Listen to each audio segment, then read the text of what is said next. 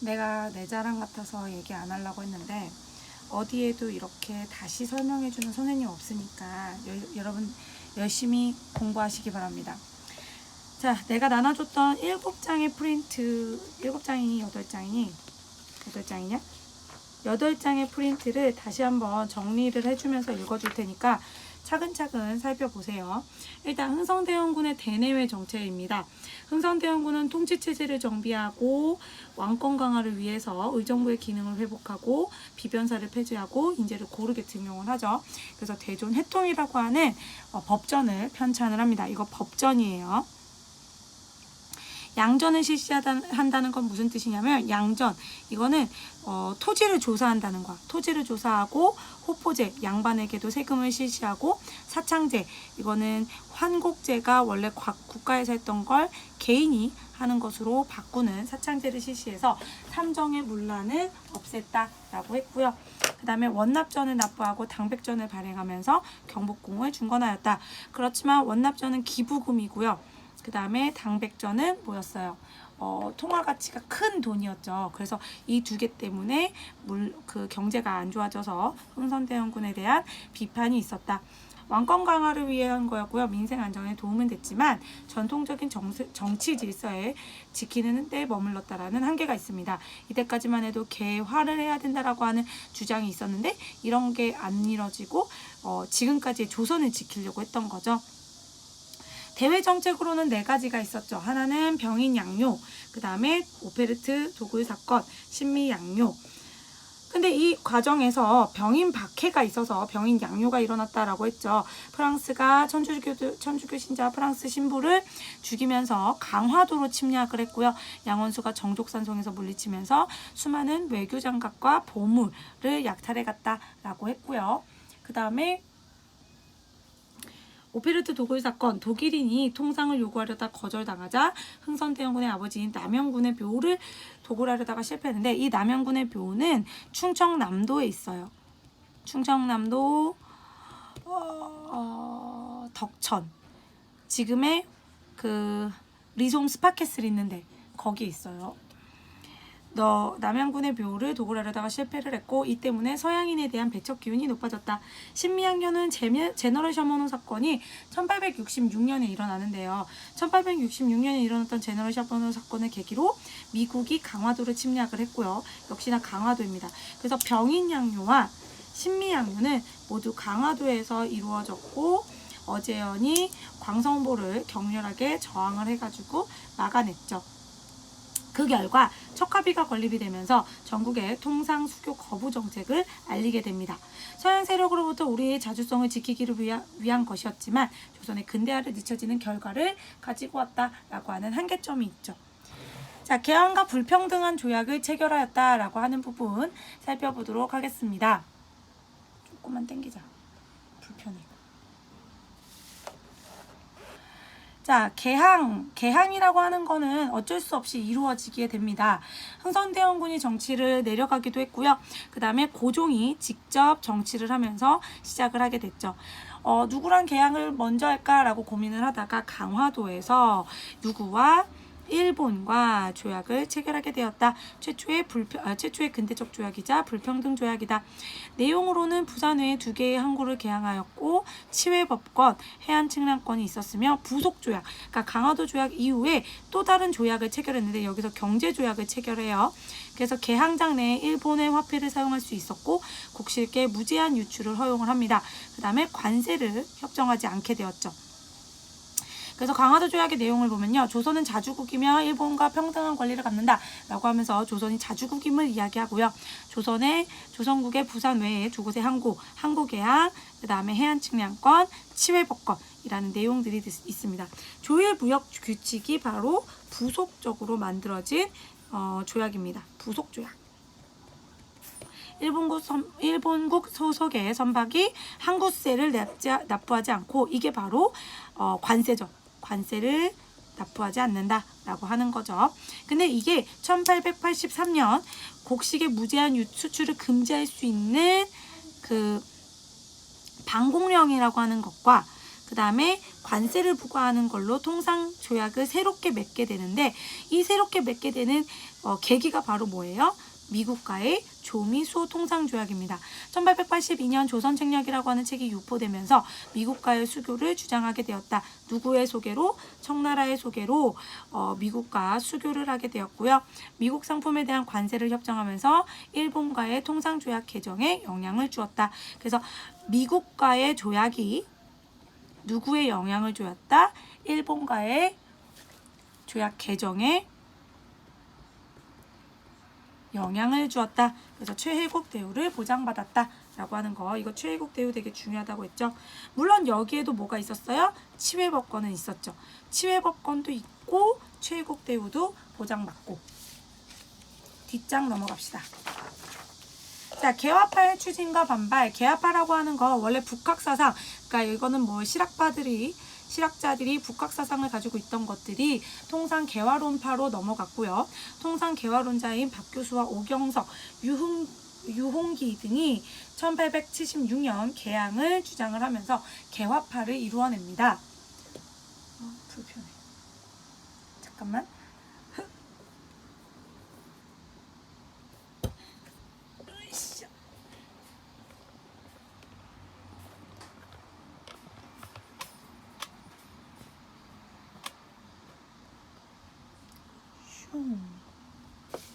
됐냐? 좀 흔들리지. 개화파를 이루어냅니다. 온건개화파, 급진개화파로 나뉘는데, 온건개화파는 우리의 정신문화, 그러니까 전통과 성리학을 지키고 서양의 기술만 받아들이자라고 해서 외교적으로 청나라와 가깝고요. 급진개화파는 부국강병을 이루기 위해서는 서양의 발달된 기술뿐만 아니라 사상이나 제도까지도 받아들여야 된다라고 주장을 합니다. 민씨 정권의 소극적인 개화 정책에 비판을 하고 청의 감사에서 벗어나서 일본과 가까운 급진개화파다. 그래서 온건개화파는 청, 급진개화파는 일본이라고 할 수 있었죠. 정부의 개화 정책으로 보면요, 일본에다가 수신사를 파견하고요. 미국에다가는 미국과 조약을 체결하면서 보빙사라고 하는 걸 파견을 합니다. 그 다음에 청나라의 영선사를 보내서 근대 문물을 배워오게 하고요. 통리 기무화문을 설치해서 국정을 총괄하고 여기에서 개화정책을 실시하게 하는 거죠. 개화정책 총괄. 신식기군인 별기군을 조직하고 일본인 교관을 두어 근대식 훈련을 실시하였다.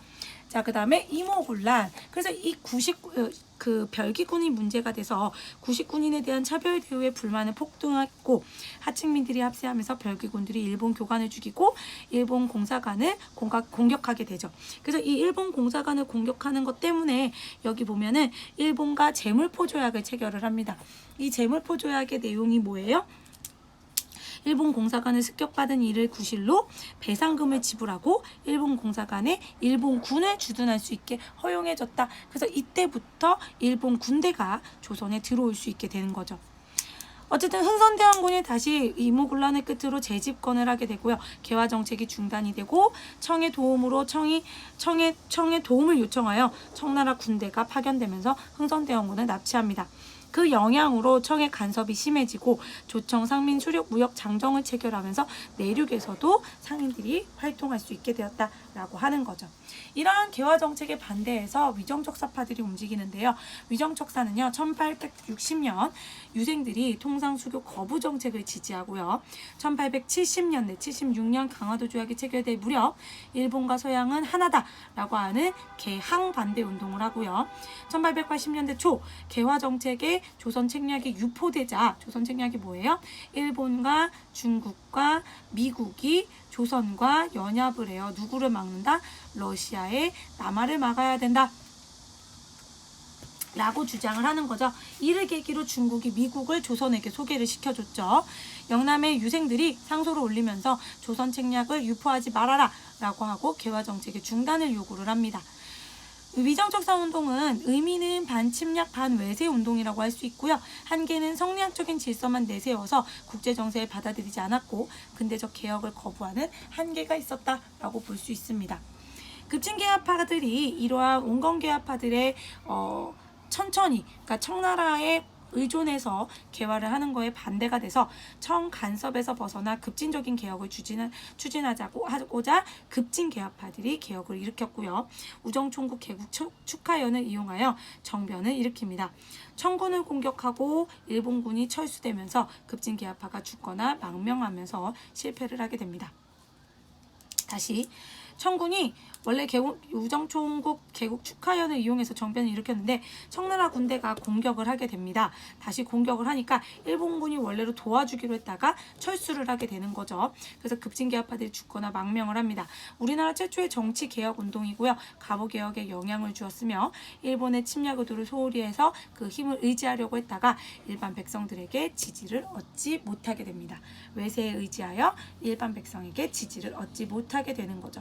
결국은 14개조 정강을 발표했겠지만 14개조 정강을 발표하면서 자신들의 개혁 의지를 이야기했지만 이것은 실패하게 되었다라고 하는 겁니다. 그렇다면 그 개혁파들이 원하는 14개조의 정강은 무엇이냐? 일단 이렇게 내용이 있고요. 이 내용에 청에 대한 사대를 폐지하자, 청나라의 간섭을 벗어나자, 문벌을 폐지하고 인민의 평등을 가지고 조세제도를 개혁하자. 이 조세제도라고 하는 게 여기 보이면 지조법이라고 하는 겁니다. 지조법을 개혁하자 라고 하는 이야기가 있는 거죠. 자, 한반도를 둘러싼 열강의 대립. 그 1884년에 갑신정변이 일어나고 그 이후에 청나라와 일본이 텐진 조약을 체결하게 됩니다. 둘이서는 텐진에서 그러니까 청나라 군대도 들어오고 일본 군대도 있으니까 조선에서 싸움이 붙게 생겼잖아. 그래서 조선의 군대를 둘 다 철수를 하자. 그리고 조선의 군대를 보낼 때 서로 알리자라고 얘기를 하는 거고요. 일본은 정변 때 공사관이 불탄 것을 구실로 한성조약을 체결을 하고요. 조선과 러시아가 비밀 협약을 맺으려고 한다라는 소문을 듣고 거문도를 점령하는 거문도 사건이 일어납니다. 누가? 영국이 거문도 사건을 일으키면서 한반도 내에 국제적인 위기가 고조되자 중립화론이 제안되면서 독일 영사 부들러와 유길준이 조선을 중립화로 만들자라고 주장을 하게 됩니다. 자, 1894년에 가면요. 교조 신원운동으로 시작해서 동학교조인 최재우의 억울한 누명을 벗겨주자고 하는 동학의 움직임이 일어나게 됩니다. 그러다가 농민의 불만이 커지는 상황에서 고부 군수인 조병갑의 횡포에 맞서 관할을 공격하게 되고요. 여기서 동학농민운동이 시작됩니다. 하지만 수습을 하러 왔던 정보관리가 농민을 탄압하면서 백산에서 다시 재봉기가 일어나고요. 정봉준을 비롯한 동학 지도부들이 나라를 돕고 백성을 편안하게 하자라고 하는 구호 아래에서 봉기를 일으킵니다. 그리고 조선 정부가 청나라의 군대를 요청을 하자 텐진 조약의 결과 일본군도 조선에 들어오게 되고요. 그래서 전주성이 점령되는 사건 속에서 군사적인 충돌이 청나라와 일본군이 생기게 되니까 농민군과 정부군이 전주 화약을 체결을 합니다. 그 전주 화약의 내용이 뭐냐면 직강소를 설치하자는 거죠. 직강소는 농민의 자치 조직이고 치안 유지와 조세제도의 개혁, 신분차별에 대한 개혁을 주장을 하는 개혁안을 가지고 농민들이 스스로 개혁을 하는 자치기구였다라고 하는 겁니다. 자, 2차 동학농민운동은 그럼에도 불구하고 일본과 청나라가 청일전쟁을 한반도에서 벌이게 되는 거죠. 일본은 경복궁을 점령하게 되고요. 수많은 농민군이 일본군을 물리치기 위해 서울로 진격하였으나 공주에 있는 우궁치에서 패배를 하고 전봉준을 비롯한 지도자들이 체포하면서 일부 동학농민운동자들은 의병에 가담을 하면서 항일투쟁까지 이어가게 되는 겁니다. 자, 그러던 과정에 정부도 더 이상은 개혁을 미룰 수 없다라고 하면서 갑오개혁을 추진을 합니다. 1차 갑오개혁 때 김웅집 내각을 세우고요. 군국 기무처를 세우고 개혁을 추진을 하는데요. 청나라 연호를 폐지하고 왕권을 제한하고 과거제를 폐지를 합니다. 세금을 화폐로 내게 하고 재정을 하나로 담당하는 일원화를 만들게 되고요. 신분제도를 폐지하고 그래서 이때부터 법적인 신분제가 없어지고 과부의 재혼을 허용하는 등 올해는 관습을 없애게 됩니다. 2차 갑오개혁 때는 청일전쟁의 승리를 이끈 일본이 군국기무처를 폐지하고 박영효를 데리고 오면서 본격적으로 개혁에 간섭을 하게 됩니다. 고종의 홍범 14조를 발표하고 교육입국조서를 발표하면서 국민교육의 중요성을 강조하게 되는 거죠. 그런데 청일전쟁에서 승리한 일본이 청과의 시모노세키 조약을 통해서 청나라의 랴오동 반도를 차지하게 되어 이 랴오동 반도를 갖고 싶었던 러시아가 독일, 프랑스를 끌어들여 삼국 간섭을 하게 됩니다. 그 결과 일본이 랴오동 반도를 돌려줄 것을 요구하게 되고 결과적으로 돌려주게 됩니다. 이러니까 우리나라 입장에서는 러시아 세력이 일본을 몰아낸다 라고 생각해서 러시아를 이용하여 일본을 몰아내려고 하고요.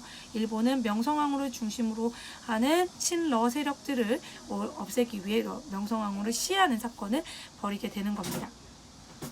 그래서 을미개혁을 일으키면서 조선에 대한 영향력을 회복하기 위해 태양력을 발표하고 우편 업무를 실시하고 종두법, 단발령을 실시하는데 결국은 이 단발령 때문에 반일 감정이 더 커지게 되면서 을미을병이 발생하게 되고요. 고종이 러시아 공사관으로 거처를 옮기는 아간파천이 일어나게 되는 겁니다. 자, 을미개혁의 의미는요, 동학농민운동의 개혁 내용을 반영을 했고요. 독립협회와 애국개명운동에 영향을 주었다. 하지만 일본에 의존하였고 국민의 지지를 여전히 받지 못했고 군사제도의 개혁이나 토지제도의 개혁에는 소홀하였다라고 하는 한계점이 있습니다. 자, 그러면 아간파천으로 러시아 공사관에 갔던 고종에게 러시아 공사관으로 있는 동안 러시아에서 조선에 대한 간섭이 심해지고 여러 열강이 조선의 이권을 뺏어가게 됩니다. 광산을 채굴해 간다든지 산림을 채굴한다든지 전신을 가설한다는 등 이권을 헐값으로 딱 빼앗기게 되니까 독립국의 지위가 위태로워지죠. 그래서 자주 독립을 요구하는 요구가 높아지고요. 서재필 등이 독립신문을 창간하면서 정부의 개혁 관료들과 독립협회를 조직을 합니다. 독립협회는 독립문을 건립하기 위한 모금활동에 참여한 사람은 누구나 회원가입이 가능합니다. 여기서 중요한 게 누구나예요. 따라서 다양한 계층의 참여가 가능했고요. 전국적인 단체로 발전하였다. 독립협회는 자유민권과 자주국권을 주장을 하면서 민중계몽과 개혁운동을 했고요. 매주 토론회와 강연회를 통해서 주요한 문제를 논의합니다. 주요 문제라고 하는 건 신교육을 진흥하고 미신을 타파하고 계몽적인 것뿐만 아니라 의회를 설립하고 언론과 집회의 자유, 정치적인 성향까지도 가지게 되는 거죠. 그래서 토론회를 통해서 민중의 정치의식이 높아지면서 만민공동회가 개최가 됩니다. 러시아의 내정 간섭과 이권의 요구를 비판하면서 국민이 뜻에 국정에 반영할 수 있도록 하는 참정권 운동이 일어나게 되고요. 관민공동회가 개최되는데 만민공동회에 관리가 참여하면서 관민공동회라고 하는 게 만들어지는 거죠. 헌의 6조를 건의하게 되고요. 정부는 독립협회의 요구를 받아들여 개혁적인 내각을 구성합니다. 내각의 이 헌의 6조라고 하는 거에 개혁적인 내각이 들어가 있었던 거죠. 내각의 자문기구와 같은 중추원을 개편하게 되고 의회와 같은 역할을 하게 됩니다. 민중과 함께한 개혁운동을 펼쳤으나 갑신정변과 갑오개혁의 한계를 극복하는 모습을 보였습니다. 하지만 근대문물을 받아들이는 데 치우쳐서 열강의 침략성을 제대로 파악하지 못했고요. 러시아를 배척하는데 일본은 배척하지 않아요. 그래서 이러한 한계점을 드러내고 있습니다. 자, 대한제국은 고종의 황궁에 대한 요구가 높아지면서 자주국권에 대한 얘기를 하죠. 그래서 러시아 공사관에서 환궁, 덕수궁으로 돌아오고요. 대한제국을 선포합니다. 대한국 국제라고 하는 것을 반포하면서 대한국은 세계 만국에 공인한 자주독립국이고 전제군주권을 모든 권한을 황제에게 집중시킨다. 아까 얘기했던 독립협회는요. 정치적인 성향을 강조하면서 민중의 정치 참여를 주장을 합니다. 하지만 대한제국은요. 황제에게 권력을 집중시켜요. 그래서 황제에 집중하는 건 대한제국이다 라고 할 수 있죠. 대한제국은 광무개혁이라고 하는 개혁을 실시하는데요. 구본신참이라는 원칙, 옛 제도를 근본으로 하고 새로운 것을 창조한다 라고 하는 점진적 개혁을 추진을 하고요. 농민생활의 안전을 위해 토지를 측량하고 근대적인 토지 소유 문서인 지계라고 하는 걸 발급을 하고요. 황제가 직접 군대를 통솔하면서 황제의 군사권을 강화시킵니다. 그래서 중앙의 군사수를 늘리고 지방에도 군대를 강화시키면서 국방력을 강화시키는 거죠. 서양의 기술을 도입하고 산업을 육성하면서 전차, 철도, 전화를 가설하게 되고요. 황실의 섬유, 무기제조, 그 다음에 공장을 세우면서 민간 회사를 설립하고 근대적인 공장을 설립하게 됩니다. 은행을 설립하고요. 외국에 유학생을 보내면서 상공학교와 의학교를 세우면서 인재를 양성하기도 하는 거죠.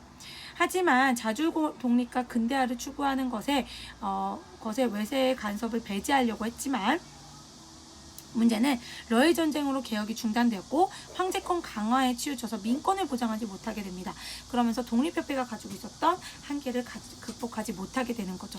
또 하나는요. 대한제국이 독립협회를 해산시킵니다. 황제는요. 독립협회가 자신을 위협한다고 생각을 하고요. 황국협회라고 하는 황제 친용 단체를 만들어 가지고요. 얘네들로 하여금 독립협회를 강제로 해산시킵니다. 그러면서 독립협회의 활동이 무너지게 되는 거죠. 그러한 한계점을 가지고 있습니다. 그래서 독립협회의 헌의 6조와 대한국 국제의 내용을 보면요. 1조에서 달라요. 관리와 민간을 합심하자라고 하는데 1조에서 대한제국은 누구의 것이에요? 자주 독립 제국이고 만세 불변의 전제 정치이다. 황제가 무한한 군주권을 누린다라고 하는 이야기가 있는 거죠. 그래서 이야기의 차이점이 있습니다. 자, 일제 국권 침탈. 국권 침탈의 과정은 좀 힘들지만 빠르게 넘어가 봅시다. 일제 국권 침탈의 과정은 러일 전쟁이 시작되면서 우리나라가 중립을 선언했지만 한일 의정서로 전략상 필요한 지역을 멋대로 사용하게 되었고요.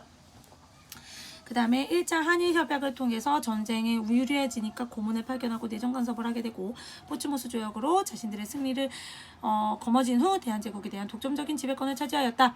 의사조약을 체결하면서 보호국으로 만들었고 외교권을 빼앗고 업무 담당을 하는 통감부를 설치하였다. 의사조약에 저항하는 민영환의 자결과 의병이 발생하여서 평민의병장이 등장하였다. 장지원의 황성신문에 항일 논설을 발표하였고요. 고종은 의사조약의 무효를 선언하면서 헤이그 만국평화회의의 특사를 파견하였는데 이를 빌미로 한일 협약 때 공종이 강제로 퇴위되고 순종이 지게 되었다. 통감의 권한이 강화되었고 각 부서에 일본인 차관이 임명되었고 군대가 해산되면서 이 군대가 어디로 가요? 정미의병으로 가게 되는 거죠. 자, 독도와 간도. 독도는 삼국시대 이래로 우리의 영토였다. 고종이 대한제국을 수립한 후 칙령으로 독도를 우리의 관할로 넣었으나 1905년 러일 전쟁 중 심한해형 고시에서 주인 없는 선인이라고 일반적으로 폐기를 하게 되는 거죠. 그러면서 명백한 불법행위라는 걸 볼 수 있고요. 간도는 두만강을 건너 만주 일대를 개간하는데 청과의 국경지역이어서 처음에는 우리의 영토를 인식하였으나 1909년 청과 간도 협약을 맺고 간도에다가 청나라의 영토를 인정을 하면서 만주 부설권을 일본이 얻게 되는 거죠. 자, 국권을 지키기 위한 노력은요. 의병활동과 애국개몽운동이 있는데요. 의병활동은 을미의병, 을사의병, 정미의병이 있습니다. 을미의병은 아까 얘기했던 단발령이고요. 고종이 단발령을 거두고 해산을 권유하자 대부분 해산합니다. 을사의병은요. 의사조약이 체결되면서 본격적으로 활용되었고 여기서 제일 대표적인 거는 신돌석 같은 평민의사병장이 활약을 하였다. 정미의병은 해산된 군대가 참여하였고 조직력과 전투력이 크게 향상되면서 서울 진공작전을 실시하였다.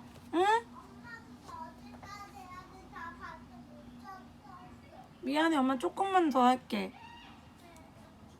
자, 그래서 일부 의병은 국외로 이동하여 독립군 활동을 하였다. 항일의거 활동은 하얼빈에서 안중근이 살해하였다라고 하는 거 여러분들이 읽어보시면 되고요. 애국개몽운동도 여러 가지가 있죠. 그 중에서 제일 중요한 것들만 살펴봅시다. 보안에는요. 황무지 개간권의 요구를 반대하는 것에 성공을 했고요. 헌정연구회는 입헌 정치체제를 세우려고 노력했고요. 대한자강회는 헌정연구회를 계승하였고 고종의 퇴위 반대운동을 하다가 해산됐고요. 신민회는 국권회복과 공화정을 바탕으로 한 국민국가를 수립하였고 그 다음에 민족교육과 민족자본의 육성 뿐만 아니라 만주 독립군기지운동을 하면서 독립군을 양성하였다. 국채보상운동은 일본에게 친빚을 갚아서 국권을 지키자라고 하는 내용이었다. 자, 식민지 수탈 여기 부분은 여러분들이 계속 온라인 수업으로만 하기 때문에 조금 열심히 들으셔야 합니다. 봅시다. 식민지 수탈을 위한 무단 통치, 1910년대 통치라고 했죠. 조선 총독부를 설치하고 총독은 육해군 대장으로 임명하면서 행정, 사법, 군사권의 모든 권한을 행사하게 되고요. 헌병 경찰 제도를 실시합니다. 기존의 헌병이 전국적으로 배치되면서 경찰 업무를 보게 되고요. 기존의 신문을 폐간하고 한국인의 정치 활동을 금지시키고 즉결 처분이라고 해서 재판 없이 한국인을 처벌할 수 있게 됩니다. 식민지배에 순종하는 한국인을 만들기 위해서 교육 정책을 실시하고요. 사립학교를 해산시키고 고등교육을 실시하지 않게 되는 거죠. 초별적인 내용과 실무적인 내용만 가르치게 되고요. 토지조사 사업을 통해서 토지 소유권을 확립한다는 명분하에 세금을 안정적으로 거두고 식민지배에 필요한 재정을 확보하려고 합니다. 정해진 기간 내에 신고를 하고 절차가 까다로워서 신고하지 못한 농민이 많았고요. 이 과정에서 대한제국의 황실이나 정부의 기간의 토지는 소유권이 불분명하다는 얘기로 조선 총독부의 소유가 됩니다.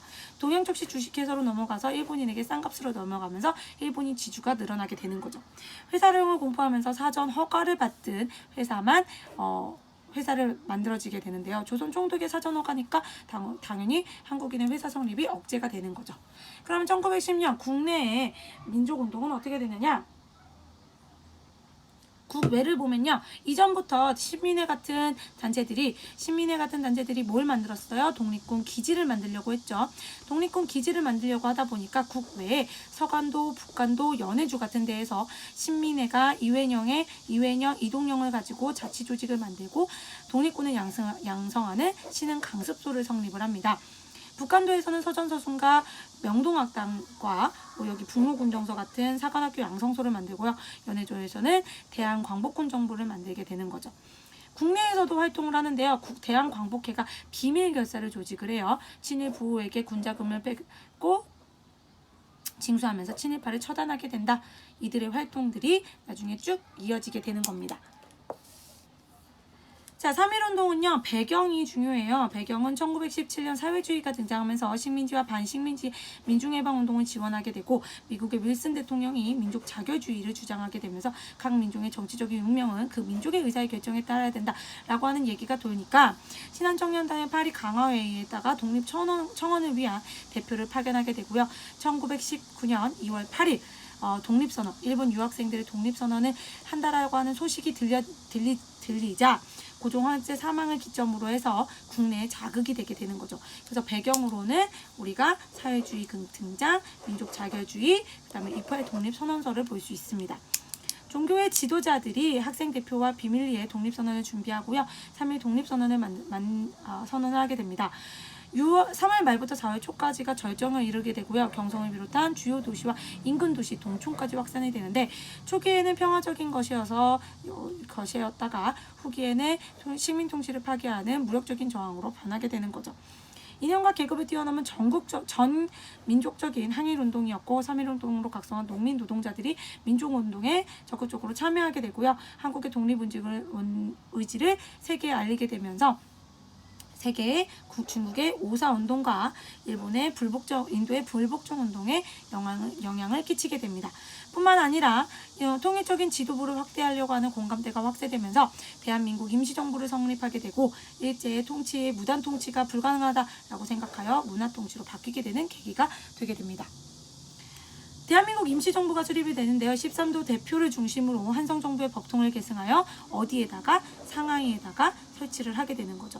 우리나라 역사상 처음 상권 분립에 기초한 민주 공화제 정부를 수립하게 됩니다. 누가 없는 황제나 왕이 없는 공화정을 만들게 되는 거죠.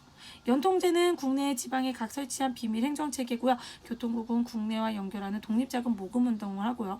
독립공채는 해외에 발급한 독립자금입니다. 초기에는 외교활동을 중심으로 하는데요. 김규식을 파리 강화회의에다가 파견하면서 독립천원서를 제출을 하고요. 미국 등 여러 외교위원부에 설치했지만 별다른 성과를 거두지 못하고 연통제와 교통국이 발각이 되면서 무너지게 되고 활동이 침체가 됩니다. 또한 독립운동에 대한 의견에 차이가 생기게 되는 거죠. 자, 그러면서 1920년으로 넘어갑니다. 1920년에 민족 분열 정책과 산미 증식 계획이 있는데요.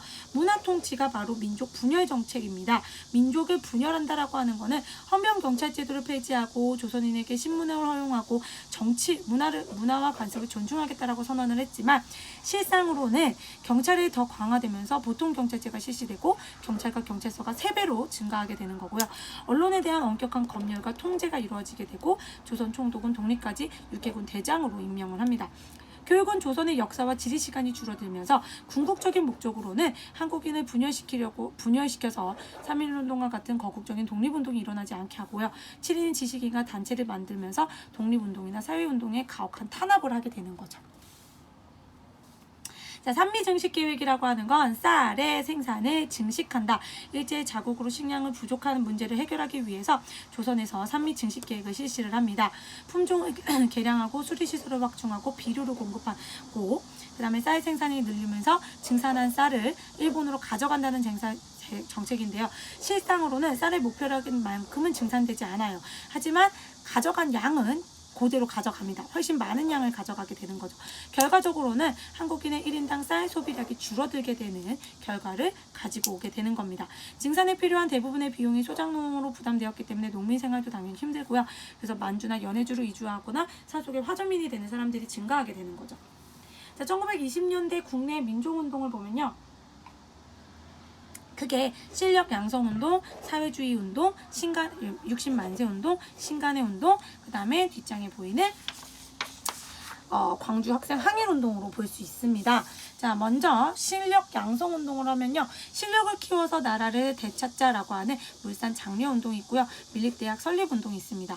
물산 장려 운동은 평양을 중심으로 국산품을 애용하자라고 하는 거고요. 자급자족에 전국적으로 확산이 됩니다. 하지만 물건의 가격이 높아지면서 문제점이 일어나게 되고요. 밀립대학 설립운동은 보통교육과 실업교육 우선 정책에 맞서서 한국인의 힘으로 고등교육기관을 설립하자라고 하는 거지만 모금 부족의 실패로 결국 실패하게 됩니다. 사회주의 운동은요. 사회주의 사상을 받아들인 농민 노동운동이고요. 농민운동은 소작쟁이, 노동운동은 노동쟁이로 벌어지게 됩니다. 소년운동은 어린이들을 인격적으로 대우하자, 여성운동은 여성을 해방시키자, 형평운동은 백정이라고 하는 사회적인 차별을 타파하자라고 하면서 전개가 되게 되는 거죠.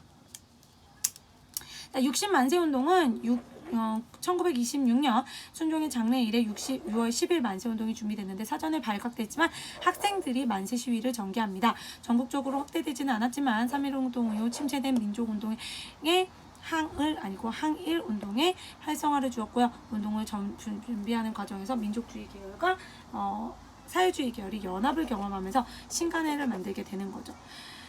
민족주의 계열과 사회주의 계열이 합법적인 공간의 필요성을 느끼면서 비탈주의 민족주의 계열과 사회주의 계열이 연합하게 되고요. 서울에 본부를 두고 지방국외 조직을 갖춘 국내 최대 규모이고요. 광주학생 항일운동을 전국적인 운동으로 확산하는데 큰 역할을 주게 됩니다. 광주학생 항일운동은요. 제일 중요한 거는 동맹휴학을 통해서 학내 문제를 해결하려고 하다가 한국인의 차별에 대한 배척 정신이 등장하게 되는 거고요. 식민지 차별 교육을 폐지하고 한국인 본위의 교육을 확립하자라고 하는 요구가 일어나게 됩니다. 가두 시위로 발전하게 되고요. 전국적인 차원에서 일어나면서 3.1운동 이후 발생한 가장 큰 규모의 항일운동이 되는 거죠. 자, 그래서 운동의 특징을 보면요. 강주학생 항일운동이나 60만세 운동이나 3.1운동이나 모두 학생이 주도하게 된다라고 하는 거죠. 자, 항일 무장투쟁. 국내에서 이렇게 60만세 운동이나 실력 양성 운동이 있었다면 항일 무장투쟁이 있었는데요. 의열단이 조직이 됩니다. 김원봉이 신채호의 조선혁명 선언을 활동 지침으로 일제 순회부나 민족 반역자들을 암살하고 통치기관을 파괴하는 활동을 하게 되는 거고요. 자, 그 다음에 만주에서 있었던 1920년대 무장투쟁 운동을 보면요. 봉오동 점주는 홍범도가 이끄는 대한독립군이 일본 헌병초소를 습격하면서 봉오동으로 유인하여 전멸시킨 전투고요. 청산리 전투는 봉오동에 패배한 일제가 2만의 병력을 이끌고 왔으나 독립군의 김좌진의 복로 본정서와 홍범도의 대한독립군이 연합하여 수차례의 전투를 벌여 크게 승리를 한 전투입니다. 독립군 사상 최대의 전과를 이룬 전투이죠. 그것을 보복하여 간도참변이 일어나게 되고 이를 계기로 자유시까지 들어가게 되는데 여기에서 무장해제를 당하면서 참변이 일어나게 되는 겁니다. 만주로 돌아온 독립군들은 3부를 성립하게 되는 거고요. 3부가 자치정부를 조직하고 남만부의 국민부, 조선혁명당과 북만부의 혁신회, 한국독립당으로 통합하려고 하는 움직임을 갖게 되었다라고 하는 거고요. 조선혁명군과 한국독립군은 제일 중요한 건 한중연합을 결성을 합니다. 다시 얘기하면 중국과 연합을 하여 일본과 대적하였다. 왜냐하면 30년대 중국과 일본이 대적을 하면서 우리나라가 중국과 연합을 하여 일본과 대항하여 여러 전투를 승리로 이끌었다라고 하는 거죠. 한인애국당은 침체된 임정의 활동이 위축되자 일제 유인을 암살하는 활동으로 이봉창의 활동과 윤봉길의 활동으로 활력을 갖게 되고요. 그러면서 한국 광복군을 만들어서 중일전쟁의 전선을 확대되자 대한민국 임시정부가 무장 독립 광복군을 조직하게 됩니다. 일본군은 정식적으로 선전포고를 하고요. 연합군과 공동작전을 수행하게 되는 거죠. 일본군의 선전활동과 인도, 미얀마 공작대를 파견하게 되고요. 정보수집과 포르신문을 통해서 영국군을 도와주게 됩니다. 또 미국과 1945년에 국내로 진공하려고 하였으나 결과적으로는 실패하게 됩니다. 자, 건국을 위한 준비. 대한민국 임시정부는 1941년 건국강령을 발표하고 조소왕의 삼균주의에 입각한 민주공화국을 건설하게 하려고 했고요. 조선 건국동맹은 1944년 국내에 비밀리에 조직하고 중앙정부와 체계를 갖추면서 민주주의에 입각한 건국을 준비하고 있었습니다. 자, 여기까지 여러분들이 읽으면서 다시 한번 정리하시고요. 중요한 부분들을 외우셔야 합니다.